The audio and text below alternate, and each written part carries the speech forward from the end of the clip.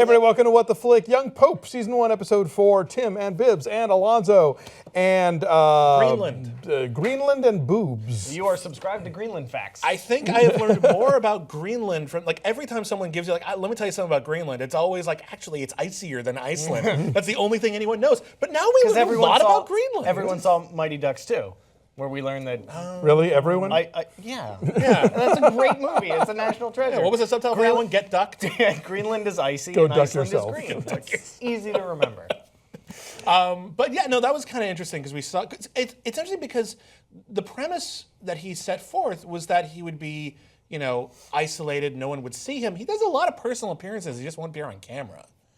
Right. Well, I think he's still going to meet with, visiting foreign dignitaries. I kind of expected him to do kind of like a Daft Punk thing, where like the Pope hat is now a mask. Or I don't know what I expected. Skrillex or whoever has the big, because it gives the show the show at first seemed to have a bit of momentum. It's just about how awful will this Pope be, and after a couple episodes, we're starting to kind of settle into a Pope adventure of the week aspect to it. Here's the one where the delegation from Greenland shows up, and he has to do the... I think there are some long arcs here. Obviously, I'm not saying that's not happening. I just think we're also getting this episode. Well, yeah, I mean that's just how these shows work. I think, but I mean, clearly the relationship with Ludivine Sagne's character, Esther. Esther, thank you. I was going to say Sophie. That's not it. The man who takes notes. Thank you. Yes, bless your heart.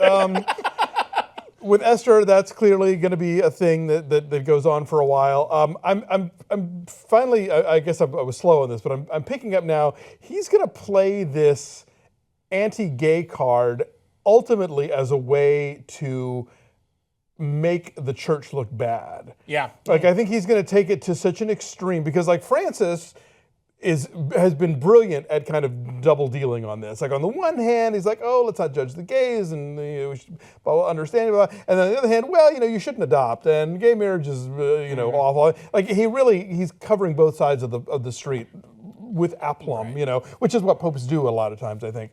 But I think he's going to go doctrinaire on this just to spark the rest of the world being like, oh, come on, like he's in a way he is kind of setting it on fire by being popier than any other pope. We're still kind of struggling to figure out what he's all about. He can be entirely amoral and conniving, but then he can actually pray to help Esther get pregnant because it's what she really wants. Well, and also, but also for himself though, to prove his divinity.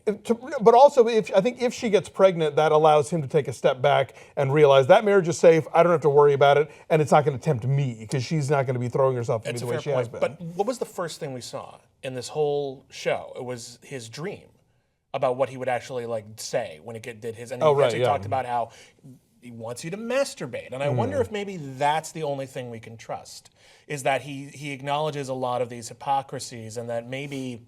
There's a lot of machinations going on. There's a lot of politics. There's a lot of corruption, casual corruption perhaps. Not like maybe necessarily like we're going to rule the world corruption, but this isn't the way it's supposed to work, but it's the way it works anyway.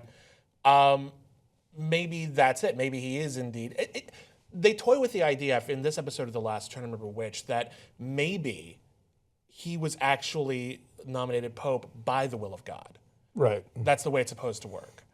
And if that's the case, what's God's plan? What does God want to do? What is God trying to do through him, perhaps in a mysterious way? Yeah, why pick someone who doesn't even necessarily believe in God or isn't totally sure about it? Does he want to be a spiritual leader, though? Does he want to be a good pope? Because we actually saw some really good spiritual advice in this episode for what I think the first time. The way he talks to the Sri Lankan nun at the beginning is wise, good advice. The way he teaches Esther to pray is very selfless. True, but even with the Sri Lankan nun, he has to catch himself when she says, sometimes I don't believe in God, and he says, oh, we've all been there. What? I mean, which was a really great scene with the hearing aid and like him being static and the bad signal, which is a theme running throughout. Sure, yes. Mm-hmm. Yeah.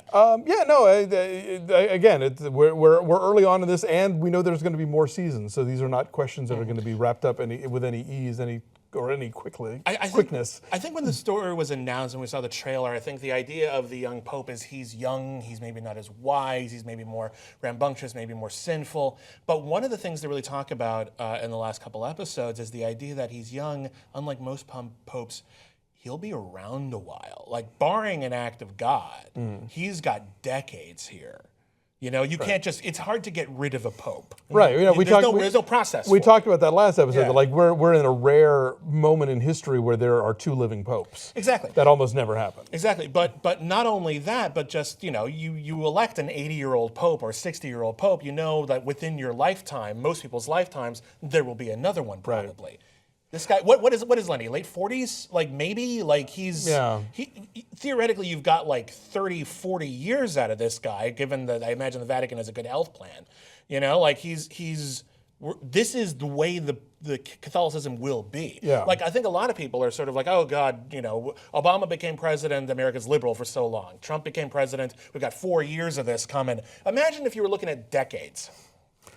That's a lot of anxiety that the show's got. No. And again, it's funny. I remember this came up when we were doing House of Cards, and we were asking the question: did 9/11 happen in this version of America? You know, like I'm kind of curious which pope just died in this universe, you know, and like I always want to know kind of an act of God here right like now. how things play out in terms of when does our world stop and their fictional world pick up? Anytime there's a real world version of like in 24, like if you actually follow the timeline of 24 burns through presidents so fast. By the end of the initial run, I think it was taking place in the 2020s. Like it's ridiculous. No, I'm serious. Like actually count it. There's a lot of presidents. That doesn't happen fast. It's like when you're a baby on a soap opera, and then like by Christmas you're a teenager. You know, exactly. Because no one cares about the in between. Exactly. What do you got on your notes? I always love your notes. We never get to talk about them. Well, we haven't talked about Voiello yet. Oh, totally, yes. We see a lot of real scheming and conniving in this episode. And outright lying to Esther. We haven't really seen him straight up lie to someone yet. But also some soul searching with the kid who he visits every night. Right, who we now know is named Girolamo. Girolamo. Yes. Yeah. And he is the only person without sin, the only person who isn't trapped in a false life. According to Voiello. I mean, Per there are other people Voiello, in a similar situation, but that's the idea. But he's also, and I think this is significant, he's also Voiello's only confidant. Right. He's not even like terribly like he'll like vague his way out of confession sometimes. True. So it begs the point is, when is someone gonna like bug that kid's chair? True, because if they haven't already. Yeah, because Sister Mary knows. So yeah. So that's an issue as well, I think. We found out that the guy who seemed more pious than anybody is an alcoholic. Right, that was the last episode. That was the last episode, but we're still sort of... and he's being sent out into the world, which he's terrified about. Yeah, he's going to take care of the Kurtwell case, the abuse in the church. It's interesting to me that everyone is pretty gung-ho about actually confronting this, which is, it's a topic that the Catholic Church has tried to brush aside a lot. Yes. And here...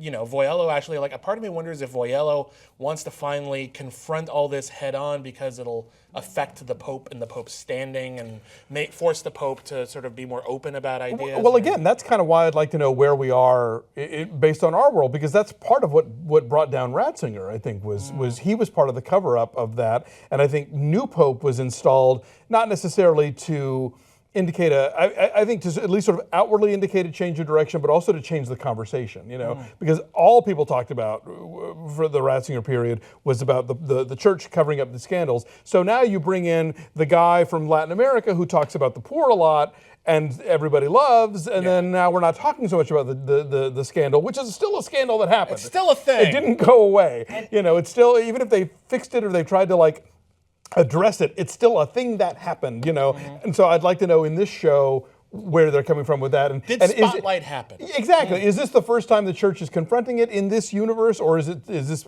post, whatever?